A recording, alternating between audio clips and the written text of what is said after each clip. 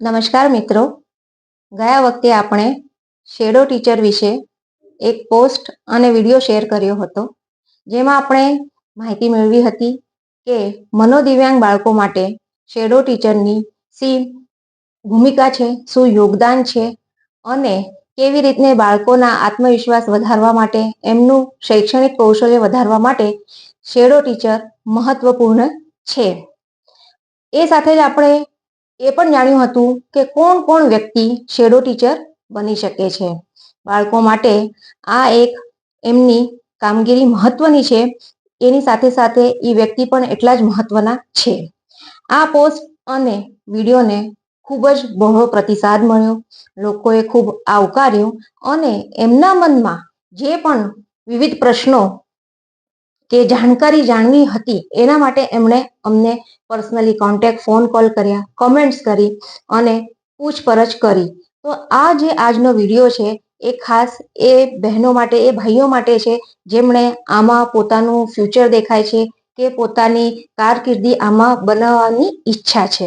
તો આ વિશે વધુ માહિતી મેળવવા ઉત્સુક લોકો માટે આજે આપણે આ વિડીયો બનાવશું અને આના વિશે વધુ વિગતવાર માહિતી આપણને આપશે ડોક્ટર ચેતના ભગત। નમસ્કાર મિત્રો, ગયા વિડીયોમાં આપણે શેડો ટીચર વિશે માહિતી મેળવી।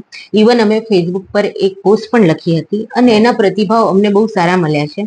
ઘણા લોકોને ઉત્સુકતા છે, ઘણા લોકોને ઘણા પ્રશ્નો છે અને એમણે અમને કોલ પર જે છે પોતાના પ્રશ્નો જણાવ્યા છે।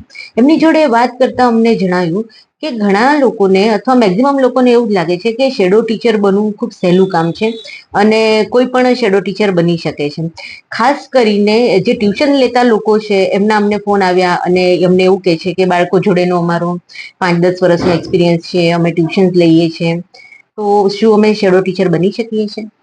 બીજી વાત એ છે કે ગયા વિડીયોમાં મેં કીધું હતું કે શેડો ટીચર બાળકની માતા બની શકે, બાળકની બહેન અથવા બાળકનું કોઈ ઓળખીતું વ્યક્તિ પણ બની શકે છે। તો એના સંદર્ભમાં લોકોને એવું લાગ્યું કે જો મમ્મી બની શકતી હોય અથવા કોઈ દીદી વગેરે બની શકતી હોય તો અમે કેમ નહીં, અમે તો ટ્યુશન લઈએ છીએ। પણ એવું નથી। એકચ્યુઅલી મેં એ સંદર્ભમાં કીધું હતું કે માતાને અથવા ઘરે જે મોટી બહેન હોય છે એ બાળક જોડે એનો પરિચય બહુ સારી રીતના હોય છે। બાળકોની મર્યાદા, આદતો, બાળકનો સ્વભાવ એ જાણતા હોય છે, એટલે ઇનિશિયલ લેવલ પર એ શેડો ટીચર બની શકે છે, એવું મારો કહેવાનો અર્થ હતો। શેડો ટીચર જે છે એ વિશેષ બાળકોને લર્નિંગમાં અને એમને ફ્રીલી જીવવામાં મદદરૂપ થાય છે, એક સેતુ બને છે। પણ જો એ વ્યક્તિ બાળકથી પૂરેપૂરી માહિતગાર ન હોય અને યોગ્ય પ્રશિક્ષિત પણ ન હોય તો બાળકના વિકાસમાં અવરોધ પણ બની શકે છે। હવે આ કેવી રીતના બની શકે છે એ વિશે આપણે જાણીશું। જેમ કે બાળક શેડો ટીચર પર અતિશય આધાર રાખવા માંડે છે। હવે એમાં એવું થાય છે કે શેડો ટીચરને લાગે છે કે એક શું કહેવાય, એને કન્સર્ન વાળો અભિગમ હોય છે કે બાળકને આ નથી આવડતું, હું આને તરત કરાવું, હું આને શીખવાડું।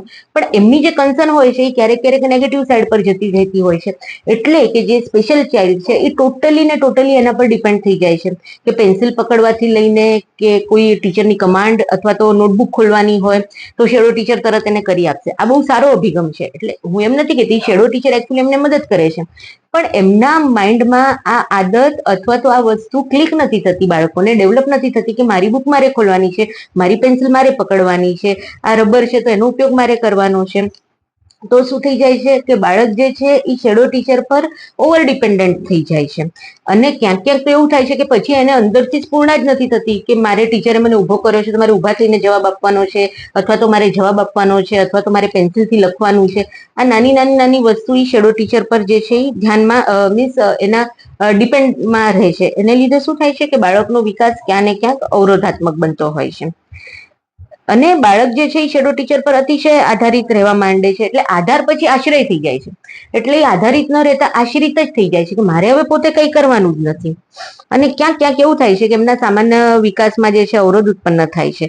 જાતે કામ કરવાની ક્ષમતા અથવા તો જે અંદરથી પ્રેરણા આવતી હોય છે કે મારે આ વસ્તુ જાતે કરવાની છે, એમાં ક્યાંક આપણે શેડો ટીચર જો પ્રોપર પ્રશિક્ષિત ના હોય અથવા તો ઓવર કન્સર્ન બતાવે તો અવરોધ ઉત્પન્ન થઈ શકે છે।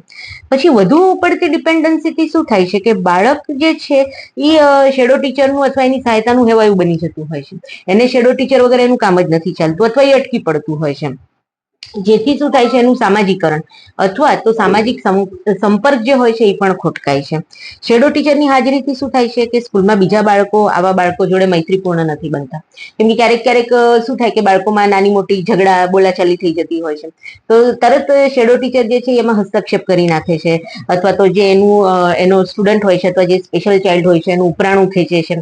તો આનાથી શું થાય છે કે સહજ મૈત્રી જે હોય છે બાળકોમાં, જે સ્કૂલમાં થતી હોય છે એ શક્ય નથી બનતી. બીજા બાળકો જોડે આમ એક આડપડદો ઉભો થઈ જાય છે કે ના આને નથી બોલાવવો અથવા આને નથી ચીડવવો. એક લેવલ સુધી ચીડવવું કે ઝઘડો એ જે છે બ્રેન માટે બહુ સારો હોય છે, બ્રેનના વિકાસ માટે અથવા વ્યક્તિત્વ વિકાસ માટે.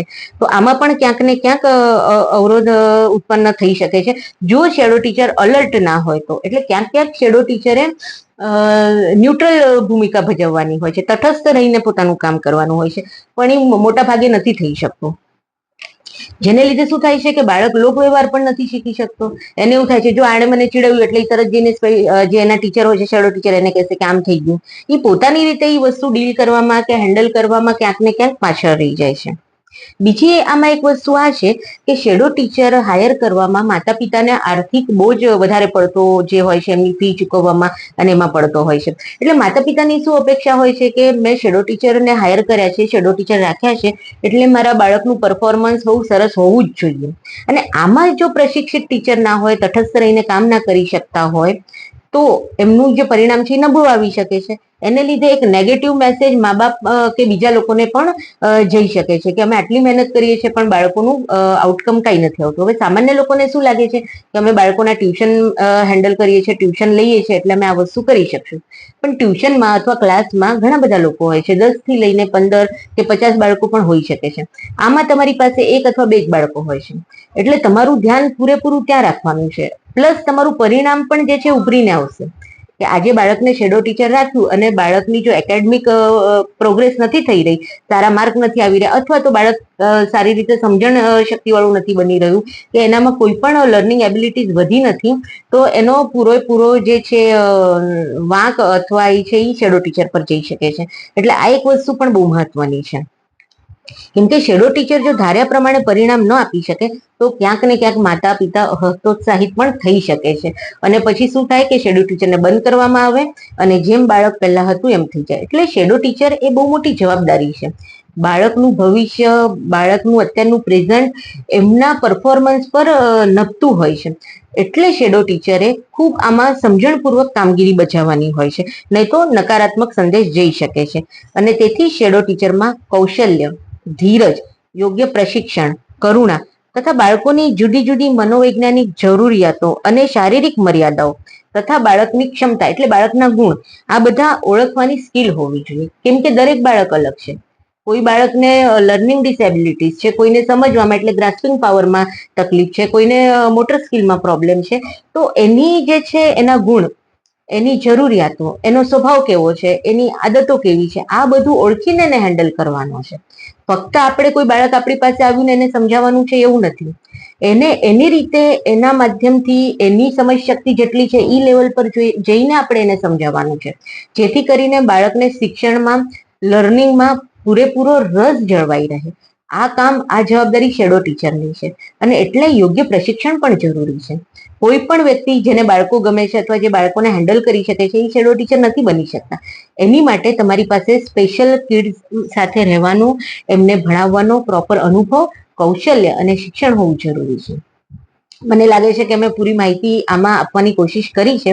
છતાં પણ તમારા કોઈ પ્રશ્નો હોય, કોઈ મુદ્દા હોય તો તમે અમને કોલ કરીને અથવા લખીને DM કરીને પૂછી શકો છો. અમે જરૂરથી એના જવાબો આપવાની અથવા તો તમારા શંકાનું નિરાકરણ કરવાની કોશિશ કરશું. ધન્યવાદ.